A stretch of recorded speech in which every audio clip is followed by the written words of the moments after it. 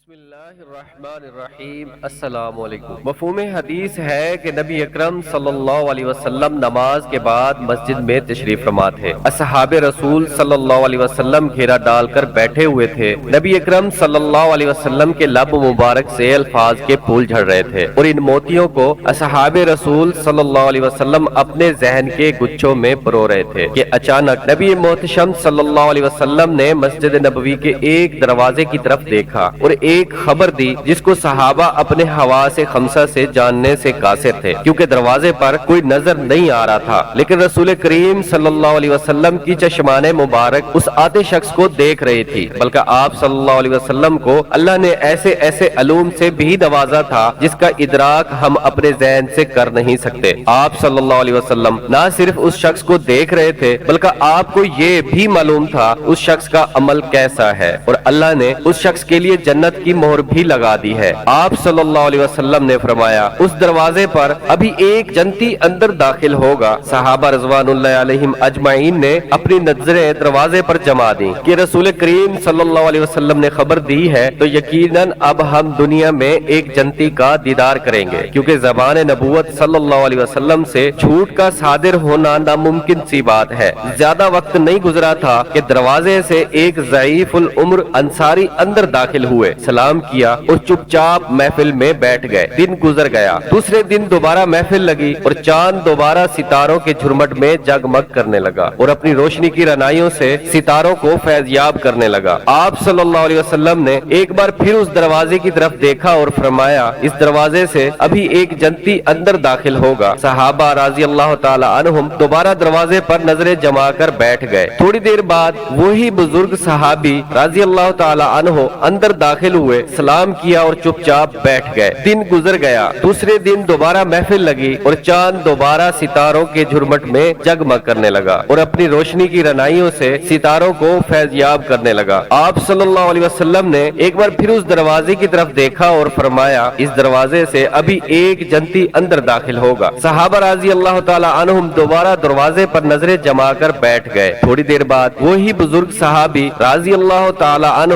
اندر داخل ہوئے، سلام کیا اور چپ چاپ بیٹھ گئے۔ تیسرے دن بھی اللہ کے حبیب صلی اللہ علیہ وسلم نے فرمایا، اس دروازے سے ابھی ایک جنتی اندر داخل ہوگا، اور اس دن بھی وہی صحابی تیسری بار اندر داخل ہو گئے۔ محفل میں ایک ایسے صحابی بھی موجود تھے جن کی عبادت گزاری انتہا کو چھو رہی تھی۔ وہ رات بھر عبادت کرتے تھے، صبح روزہ رکھتے تھے اور دن میں ایک قرآن مجید ختم کرتے تھے۔ ان کی یہ عبادت گزاری دیکھ کر حبیب کبریا صلی اللہ علیہ وسلم نے ان کو حکم دیا کہ اپنی جان پر سختی نہ کریں، آپ رات کو آرام کریں، ایک دن چھوڑ کر ایک روزہ رکھیں اور 3 دن میں ایک قرآن مجید ختم کیا کریں۔ ان کا نام حضرت عبداللہ بن عمرو بن العاص رضی اللہ تعالی عنہ تھا۔ یہ عبادت گزار ترین صحابی تھے۔ یہ تینوں دن رسول عربی صلی اللہ علیہ وسلم کی محفل میں موجود تھے۔ یہ اس غیر معروف انصاری صحابی کے بارے میں یہ بشارت سن کر حیران رہ گئے اور انہوں نے سوچا یہ شخص یقیناً مجھ سے زیادہ عبادت کرتا ہوگا۔ چنانچہ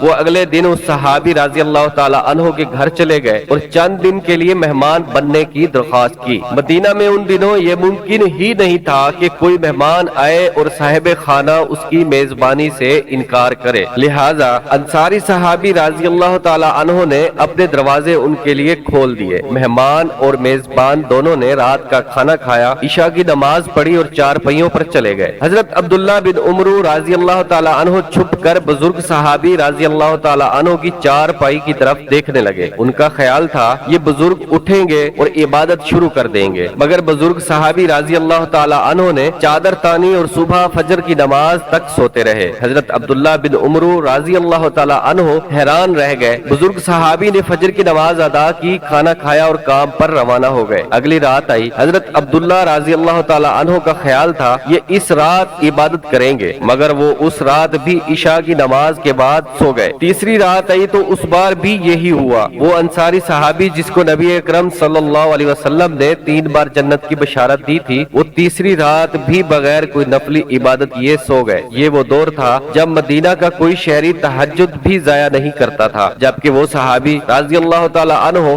صبح فجر کی نماز کے وقت اٹھتے تھے۔ حضرت عبداللہ بن عمرو بن العاص رضی اللہ تعالی عنہ پریشان ہوئے اور انہوں نے چوتھے دن بات کھول دی۔ انہوں نے فرمایا، फरमाया, हमारे नबी करीम सल्लल्लाहु अलैहि वसल्लम ने आपके लिए 3 दिन मुसलसल जन्नत की बशारत दी थी। मैं ये मालूम करने के लिए आपके घर ठहरा था, आप कौन सी ऐसी इबादत, कौन सा ऐसा फेल करते हैं जिसकी वजह से अल्लाह के रसूल सल्लल्लाहु अलैहि वसल्लम ने आपको जन्नत का हकदार करार दिया, लेकिन मुझे इन 3 दिनों में आप में कोई अनोखी बात नजर नहीं आई, फिर अल्लाह ताला ने आपको क्यों मुंतखब किया? बुजुर्ग सहाबी रजी अल्लाह ताला अन्हु मुस्कुराए और फरमाया, भतीजे मैं जैसा हूँ मैं आपके सामने हूँ, मैं इसके अलावा कुछ भी नहीं हूँ। हजरत अब्दुल्ला रजी अल्लाह ताला अन्हु मायूस होकर रवाना होने लगे। वो दरवाजे तक पहुँचे तो बुजुर्ग सहाबी रजी अल्लाह ताला अन्हु ने आवाज लगाई, भतीजे सुनो, मैं तुम्हें अपने बारे में एक बात बताता हूँ। मैंने आज तक अपने दिल में दुनिया के किसी शख्स के लिए कोई बुग़्ज़, कोई नफरत और कोई हसद नहीं रखा। अल्लाह ताला जब भी किसी शख्स को कोई नेमत अता करता है तो मैं उसकी नेमत देखकर कभी दुखी नहीं होता, मैं खुश होता हूँ। हजरत अब्दुल्ला बिन उम्र बिन अल-आस रजी अल्लाह ताला अन्हु ने ये सुना तो उन्हें समझ आ गई कि इनका ये ही अमल है जो इन्हें जन्नत का हकदार बना गया है।